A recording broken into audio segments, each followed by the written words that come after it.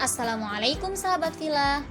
Kami dari kelompok 6 akan mempresentasikan sebuah materi yang berjudul Menikahi Perempuan Musyrik berdasarkan Quran Surah Al-Baqarah ayat 221. Dalam Quran Surah Al-Baqarah ayat 221, Allah Subhanahu wa taala berfirman, A'udzu billahi minasyaitonir rajim. Bismillahirrahmanirrahim. Wala tankihul musyrikati hatta yu'min. Wala amatum mu'minatun khairum min musyrikatin walau a'jabatkum.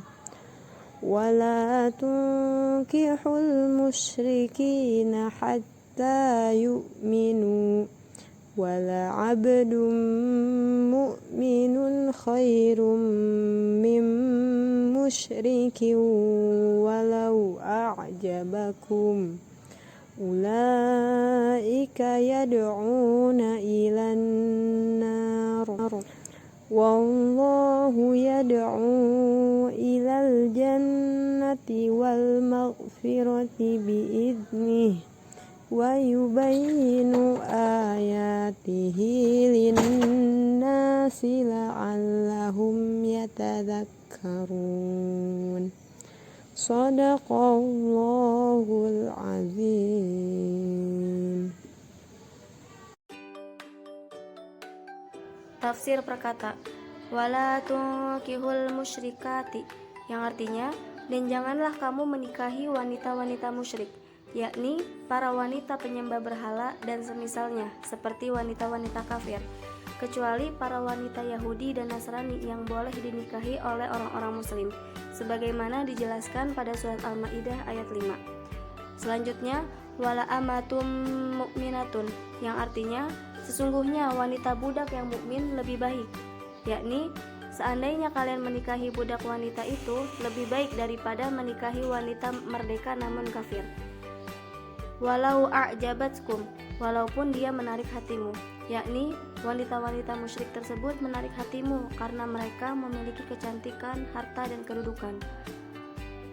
Wala tunkihul musyrikina, dan janganlah kamu menikahkan orang-orang musyrik, yakni jangan kalian menikahkan mereka dengan wanita-wanita mukmin sampai mereka memeluk Islam. Dan umat ini telah sepakat atas dilarangnya seorang musyrik menjima wanita mukmin dengan cara apapun, baik itu dengan menikahinya atau lewat kepemilikan budak, karena dalam hal itu terdapat pelecehan terhadap Islam. Ulaika, artinya mereka. Mereka ini maksudnya isyarat kepada laki-laki dan perempuan musyrik. Selanjutnya, yad'una ilan nar, artinya mengajak ke neraka. Dengan pergaulan, perkataan dan perbuatan mereka yang menjerumuskan ke neraka, sehingga perbesanan, pergaulan dan persahabatan dengan mereka terdapat bahaya yang besar bagi yang menikahi mereka atau yang menikahkan dengan anak mereka, yang tidak dibolehkan bagi seorang muslim untuk berpaparan atau masuk ke dalam bahaya tersebut. Wallahu yad'u ilal jannah, sedang Allah mengajak ke surga, karena menikahkan mukmin soleh dengan mukminah soleh mengantarkan ke surga dengan pergaulan, perkataan, dan perbuatan mereka. Makna global. Allah Subhanahu wa taala berfirman dalam surah Al-Baqarah ayat 221 yang maknanya adalah sebagai berikut. Janganlah kamu, wahai kaum mukmin, menikahi perempuan-perempuan musyrik sampai mereka beriman kepada Allah dan hari akhir. Sungguh, budak perempuan yang beriman kepada Allah dan Rasul-Nya lebih utama dibanding perempuan merdeka yang musyrik, meskipun perempuan musyrik itu memikat hatimu lantaran kecantikan dan hartanya, serta apa saja yang menarik perhatian seperti kedudukan, jabatan, maupun kekuasaan. Dan jangan menikahkan laki-laki musyrik dengan perempuan beriman di antara kamu, sampai mereka beriman kepada Allah dan Rasul-Nya. Sungguh kamu menikahkan perempuan-perempuan beriman dengan budak beriman adalah lebih baik bagimu daripada kamu menikahkan mereka dengan laki-laki merdeka yang musyrik, walaupun ia memikat hatimu karena kedudukan, nasab maupun jabatan. Sesungguhnya mereka, kaum musyrik laki-laki dan perempuan, yang diharamkan bagimu adanya pernikahan dan hubungan kekeluargaan dengan mereka itu menyerumu kepada sesuatu yang menjerumuskanmu ke neraka. Sementara Allah menyeru kepada amal yang berpahala surga dan menerangkan hujah-hujah dan dalil-dalilnya kepada umat manusia agar mereka mengambil pelajaran hingga dapat membedakan antara yang baik dan yang buruk, yang jelek dan yang bagus. Selanjutnya adalah sebab turun ayat. Ada dua penyebab dalam kitab Ayatul Ahkam. Pertama, diriwayatkan bahwa ayat ini diturunkan berkenaan dengan apa yang dialami Marsad bin Abi Mursad al-Ghaznawi yang pernah membawa sejumlah tawanan dari Mekah ke Madinah, sedangkan di masa jahiliyah ia memiliki hubungan dengan seorang perempuan yang bernama Anako. Lalu wanita itu mengunjungi Mursid dan bertanya, "Bukankah engkau masih belum menikah?" Mursid menjawab, "Sayang, Islam telah menghalangi di antara kita." Lalu wanita itu bertanya lagi, "Bukankah engkau bermaksud mengawini aku?" Ia menjawab, "Benar, tapi aku akan menghadap Rasulullah SAW untuk meminta izin kepadanya." Lantas turunlah ayat ini. Namun, menurut pendapat lain, yaitu menurut As-Suyuti, bahwa peristiwa tersebut bukanlah menjadi sebab turunnya ayat ini, tetapi merupakan sebab turunnya ayat dalam surah An-Nur, "Laki-laki pezina tidak mengawini melainkan perempuan pezina atau perempuan musyrikah." Sebab kedua, diriwayatkan dari Ibnu Abbas bahwa ayat ini diturunkan berkaitan dengan peristiwa yang dialami Abdullah bin Rawahah, di mana ia pernah mempunyai hamba sahaya perempuan berkulit hitam. Ketika ia marah kepadanya, ia memukulnya. Kemudian ia merasa tidak enak, lalu menemui Rasulullah SAW dan menyampaikan kepadanya apa yang ia alami dengan wanita tadi. Lalu Rasulullah SAW bertanya kepadanya, "Bagaimanakah ihwal wanita itu, wahai Abdullah?" Ia menjawab, "Dia itu berpuasa, sholat, memperbagus wudunya, dan mengucapkan syahadat asyhadu alla ilaha illallah wa asyhadu anna muhammadar rasulullah." Kemudian Rasulullah SAW bersabda, "Wahai Abdullah, dia adalah mukminah." Maka Abdullah berkata, "Demi zat yang mengutusmu, aku akan memerdekakannya dan akan menikahinya." Lalu ia pun menikahinya. Maka orang-orang memperoleh Abdullah menikahi budak perempuan, sedangkan mereka senang menikahi perempuan-perempuan musyrik karena menyukai ketinggian keturunan mereka. Lalu turunlah ayat ini.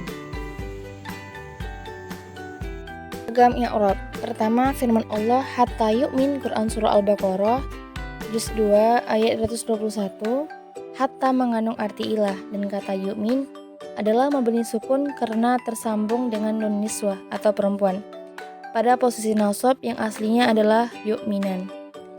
Kedua, firman Allah walau a'jabakum, Quran surah Al-Baqarah juz 2 ayat 221. Huruf waw posisinya sebagai hal, dan kata lau memiliki arti in atau jika. Begitu juga dengan setiap kata lau yang bersambung dengan kata kerja masa lampau atau fi'il madhi. Hal ini seperti firman Allah walau a'jabaka kasratul khabith, Quran surah Al-Maidah juz 5 ayat 100, yang artinya in a'jabaka, meskipun ia membuatmu kagum. Kata yang disimpan adalah la armatun mu'minatun khairum min musyrikatin wa in a'jabakum. Sungguh perempuan mukminah itu lebih baik dari perempuan musyrikah, meskipun ia membuatmu kagum. Ketiga, firman Allah wala tunkihul musyrikina, Quran surah Al-Baqarah juz 2 ayat 221, dengan tak yang berharokat dhammah karena kata tersebut rubai atau berhuruf 4, yaitu angka H, juga membutuhkan dua objek, yaitu pertama al-masyrikin dan kedua dibuang yang isinya adalah al-mu'minatun. Adapun firman Allah Subhanahu wa taala Wala tankihul musyrikati, Quran Surah Al-Baqarah Juz 2 ayat 221, dengan ta yang di fathah merupakan bentuk sulasi atau kata kerja dengan 3 huruf, yaitu dari kata nakaha yang berarti la tatazawwajul musyrikati. Janganlah kalian menikahi wanita musyrik yang hanya membutuhkan satu objek. Kelanjutan tafsir. Pertama, maksud dengan nikah dalam ayat ini adalah akad yang membolehkan makhluk untuk bersetubuh berdasarkan ijma ulama, yakni janganlah kamu mengawini perempuan-perempuan musyrik. Menurut Al-Qarafi, yang dimaksud ialah mengawini, bukan menyetubuhi, sehingga dikatakan kepadanya bahwa memang tidak ada dalam Al-Quran lafal menyetubuhi, sebab Al-Quran menggunakan bahasa sindiran, dan ini diantara kelembutan kata yang ada dalam Al-Quran. Ibnu Jarir At-Tabari berkata, aku bertanya kepada Abu Ali terkait dengan perkataan mereka mengawini perempuan. Kemudian ia menjawab, orang Arab telah membedakan dengan jelas dalam penggunaan setiap kata sehingga tidak terjadi pengertian yang biasa. Jika mereka berkata nakaha fulanun fulanatan, maksudnya adalah dia menginginkan untuk menikahinya dan melakukan sumpah setia kepadanya. Namun jika mereka mengatakan nakaha imra'atahu aw zawjatahu, maka yang dimaksud adalah bersetubuh. Karena jika sudah disebut dengan kata istri, maka tidak lagi dibutuhkan akad sehingga artinya adalah bersetubuh. Kedua, tentang firman Allah lebih baik daripada perempuan musyrikin meskipun menarik hatimu. Quran Surat Al-Baqarah ayat 221. Mengandung isyarat halus, yakni bahwa yang harus diperhatikan dalam memilih jodoh ialah akhlak dan agama, bukan kecantikan, keturunan, dan hartanya. Sebagaimana sabda Rasulullah SAW, la tankihun nisa'a li husnihinna, fa'asa husnuhunna an yurdiyahunna, wa la tankihuhunna la amwalihinna, fa'asa amwaluhunna an tutuyahunna wa kihuhunna ala dini. Fala amatun sauda'u kharna'u dzatu dinin afdalu.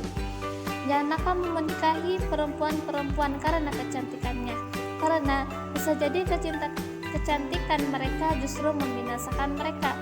Janganlah kamu menikahi perempuan-perempuan karena hartanya, karena bisa jadi hartanya malah membuat mereka menyimpang. Tapi nikahilah mereka karena agama mereka. Sungguh seorang hamba yang hitam lagi bodoh, yang beragama adalah lebih mulia. Ketiga, sudah dipahami bahwa perempuan itu diberikan kepada seseorang sebelum ia dimasukkan ke dalam surga.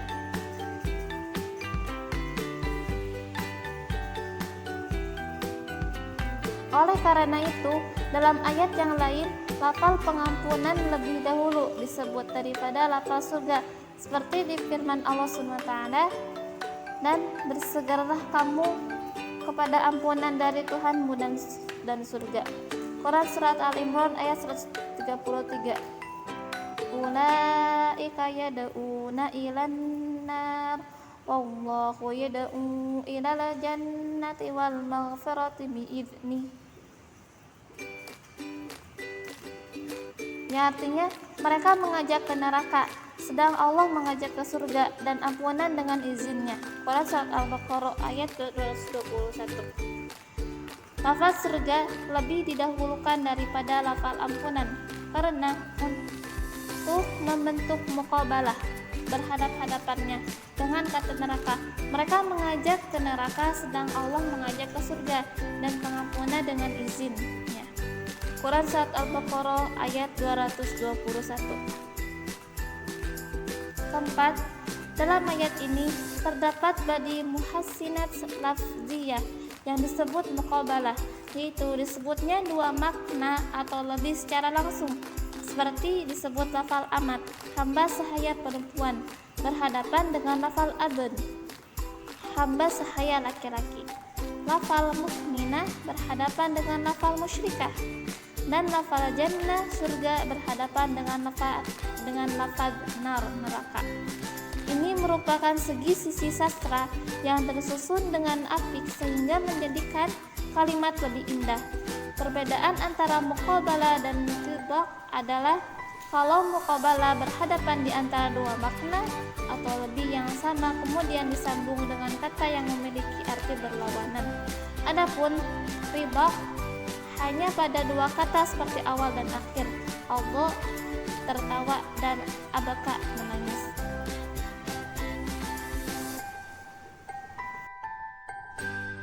Kandungan hukum. Pertama, apakah menikahi ahli kitab hukumnya haram? Firman Allah, dan janganlah kamu mengawini perempuan-perempuan musyrik sehingga mereka beriman. Quran Surah Al-Baqarah ayat 221 menunjukkan haramnya mengawini perempuan-perempuan majusi dan penyembah berhala. Adapun perempuan-perempuan ahli kitab, yaitu perempuan Yahudi dan Nasrani, maka boleh dinikah sebab Allah Subhanahu wa taala berfirman, wa ta'amul ladzina utul kitaba hillul lakum wa ta'amukum hillul lahum wal muhsanatu minal mu'minati wal muhsanatu minal ladzina utul kitab. Makanan atau sembelihan ahli kitab itu halal bagimu, dan makanan kamu halal pula bagi mereka. Dan dihalalkan mengawini wanita-wanita yang menjaga kehormatan di antara wanita-wanita yang mukminah dan wanita-wanita yang menjaga kehormatannya dari kalangan orang-orang ahli kitab. Quran Surah Al-Maidah ayat 5. Begitulah pendapat mayoritas ulama dan termasuk di dalamnya ulama mazhab yang 4. Ibnu Umar berpendapat haram menikahi perempuan-perempuan ahli kitab. Dan kalau ditanya tentang laki-laki atau muslim yang mengawini seorang perempuan Nasrani atau Yahudi, ia menjawab, Allah mengharamkan perempuan-perempuan musyrikah untuk dikawini orang-orang Islam, dan aku tidak melihat kesyirikan yang lebih besar dari seorang perempuan yang berkata Isa adalah Tuhan atau Tuhannya adalah seorang manusia hamba Allah. Syiah Imamiyah dan sebagian Syiah Zaidiyah juga berpendapat demikian, dan mereka mengatakan bahwa ayat 5 Al-Maidah tersebut dinas oleh Quran Surah Al-Baqarah ayat 221 dalam bentuk naskul khas bil am, dalil yang umum menasak dalil yang khusus. Alasan mayoritas ulama. Yang pertama, mayoritas ulama jumhur berpendapat bahwa lafal musyrikat tidak mencakup ahli kitab, karena Allah berfirman, orang-orang kafir dari ahli kitab dan orang-orang musyrik tiada menginginkan diturunkannya suatu kebaikan. Quran Surah Al-Baqarah ayat 105. Di sini Allah mengatafkan atau menghubungkan lafal musyrikin kepada lafal ahli kitab, sedangkan ataf berfungsi menghubungkan antara dua kata atau dua kalimat yang berlainan. Maka secara zahiriyah, lafal musyrikat tidak dapat mencakup kitabiat atau perempuan-perempuan ahli kitab. Yang kedua, mereka berpegangan pada riwayat dari ulama salaf yang memperbolehkan menikahi perempuan-perempuan ahli kitab. Qatadah berkata dalam menafsirkan ayat tersebut bahwa yang dimaksud al-musyrikat ialah musyrikatul Arab atau perempuan-perempuan musyrikat Arab yang tidak mempunyai kitab samawi. Dari Hamad, ia pernah berkata, aku pernah bertanya kepada Ibrahim tentang menikahi perempuan Yahudi dan Nasrani. Ia menjawab, boleh saja. Lalu aku bertanya lagi, tidakkah Allah berfirman, janganlah kamu mengawini perempuan-perempuan musyrikah? Kemudian ia menjawab, itu yang dimaksud perempuan-perempuan majusi dan penyembah berhala. Mereka juga beralasan bahwa ayat dalam surah Al-Baqarah ini tidak menas ayat dalam surah Al-Maidah, karena ayat dalam surah Al-Baqarah adalah permulaan ayat-ayat yang turun di Madinah, sedang surah Al-Maidah ayat-ayat terakhir yang turun Madinah, padahal menurut kaidahnya yang akhir itulah yang menaskh atau ayat yang lebih dahulu turunnya dan bukan sebaliknya. Yang keempat, diriwayatkan juga bahwa Huzaifah pernah menikahi seorang perempuan Yahudi. Kemudian Umar mengirim surah kepadanya agar Huzaifah melepaskannya. Lalu Huzaifah membalas surat Umar tersebut seraya berkata, apakah engkau mengira bahwa mengawininya itu haram, lalu engkau menyuruhku melepaskannya? Umar menjawab, aku tidak menganggap haram, tetapi aku khawatir engkau mengawini perempuan pelacur dari kalangan mereka. Ini menunjukkan bahwa apa yang dikatakan Umar itu sifatnya hanyalah bentuk kehati-hatian, tidak berarti ia beranggapan bahwa menikahi perempuan ahli kitab hukumnya haram. Yang kelima, mereka juga bersandar dengan hadis yang diriwayatkan Abdurrahman bin Auf dari Rasulullah SAW bahwa ia bersabda tentang orang Majusi, "Perlakukanlah mereka itu sebagaimana kamu memperlakukan ahli kitab. Hanya yang tidak boleh adalah mengawini perempuan-perempuan mereka dan makan sembelihan-sembelihan mereka." Maka kalau seandainya mengawini perempuan-perempuan ahli kitab itu tidak boleh, tentu apa yang dikatakan Rasulullah SAW tidak berarti sama sekali. Setelah mengikuti pembicaraan ini, At-Tabari berkata, pendapat yang paling kuat tentang penafsiran ayat ini yaitu Quran Surah Al-Baqarah ayat 221 adalah pendapat Qatadah yang mengatakan bahwa yang dimaksud dengan firman-Nya, dan janganlah kamu mengawini perempuan-perempuan musyrikah ialah mereka yang non-ahli kitab, yaitu perempuan-perempuan musyrikah, dan ayat tersebut zahirnya adalah am atau umum, sedang batinnya khas khusus, tidak dinasakh oleh ayat manapun, dan bahwa perempuan-perempuan ahli kitab itu tidak tergolong di dalamnya, sebab Allah telah berfirman, dan perempuan-perempuan yang menjaga kehormatannya dari orang-orang yang diberi kitab, Quran Surah Al-Maidah ayat 5, yakni halal bagi kaum muslimin mengawini mereka, sebagaimana Allah menghalalkan mereka mengawini perempuan-perempuan yang mukminah. Diriwayatkan dari Umar bahwa ia pernah berkata, laki-laki muslim boleh menikahi perempuan Nasrani, dan sebaliknya laki-laki Nasrani tidak boleh menikahi perempuan muslimah. Adapun sikap Umar yang tidak menyukai Thalhah dan Huzaifah yang menikahi perempuan Yahudi dan Nasrani adalah karena khawatir diikuti oleh orang-orang Islam lainnya, sehingga mereka akan menjauhi perempuan-perempuan muslimah, atau mungkin ada maksud-maksud lain, sehingga ia menyuruh mereka agar melepaskannya.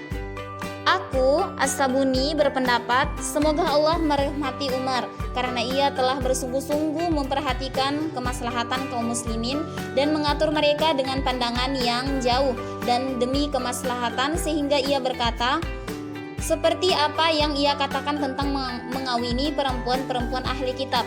Alangkah perlunya kita untuk memiliki aturan yang bijak seperti itu. Kedua, siapakah laki-laki musyrik yang haram dinikahkan dengan perempuan-perempuan yang beriman? Firman Allah, dan janganlah kamu mengawinkan laki-laki musyrik dengan perempuan-perempuan mukminah sehingga mereka beriman. Quran Surah Al-Baqarah ayat 221. Dapat dipahami atas haramnya menikahkan laki-laki musyrik dengan perempuan-perempuan mukminah. Sedang yang dimaksud laki-laki musyrik di sini adalah orang kafir, adalah semua orang kafir, pemeluk agama non-Islam, termasuk penyembah berhala, Majusi, Yahudi, Nasrani, dan orang yang murtad dari Islam. Semuanya haram dikawinkan dengan perempuan muslimah karena Islam itu tinggi, tidak dapat diatasi.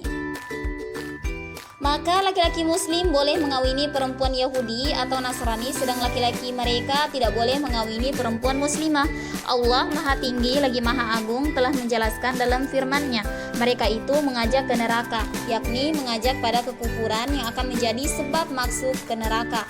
Seorang laki-laki memiliki kekuasaan dan wewenang atas perempuan atau istrinya, maka dikhawatirkan ia akan memaksa istrinya yang muslimah pada kekufuran sehingga akan meninggalkan agamanya. Anak-anak mereka juga akan mengikuti agama si ayah. Seorang ayah Yahudi atau Nasrani tersebut tentu akan mendidik dan mengarahkan anak-anak mereka sesuai agama yang dipeluknya, sehingga jadilah anak-anak mereka sebagai orang-orang kafir ahli neraka. Di sisi lain, seorang laki-laki muslim tetap menghormati dan mengagungkan Nabi Musa dan Nabi Isa, serta mempercayai kerasulan mereka dan mempercayai kitab Taurat dan Injil sebagai kitab-kitab yang diturunkan Allah Subhanahu wa taala. Dengan begitu, laki-laki muslim yang beristrikan wanita Yahudi atau Nasrani, keyakinan mereka tidak akan menyakiti perasaan keimanan istrinya yang Yahudi atau Nasrani itu. Hal itu berbeda manakala sang suami yang beragama Yahudi atau Nasrani sedang istrinya perempuan muslimah, di mana sang suami tidak mempercayai kitab suci Al-Quran dan tidak mempercayai kerasulan Muhammad SAW. maka hal itu akan mengganggu perasaan istrinya yang muslimah, serta menjadi penghinaan atas keimanannya. Saya pernah ditanya seorang mahasiswa non-muslim yang pada waktu itu sedang menyampaikan kuliah agama di kota Aleppo. Mengapa laki-laki muslim boleh mengawini perempuan Nasrani, sedang laki-laki Nasrani tidak boleh mengawini perempuan muslimah? Pertanyaan ini bermaksud menyindir kaum muslimin bahwa mereka adalah fanatik. Aku pun menjawab, kami kaum muslimin mengimani nabimu Isa dan kitabmu Injil. Maka jika kamu mengimani nabi kami dan kitab kami, tentu kami akan mengawinkan kamu dengan putri-putri kami. Maka siapakah sebenarnya yang fanatik di antara kita? Ia pun bingung atas jawaban ini. Kesimpulan. Pertama, haram menikahi perempuan musyrikah penyembah berhala yang tidak memiliki kitab samawi.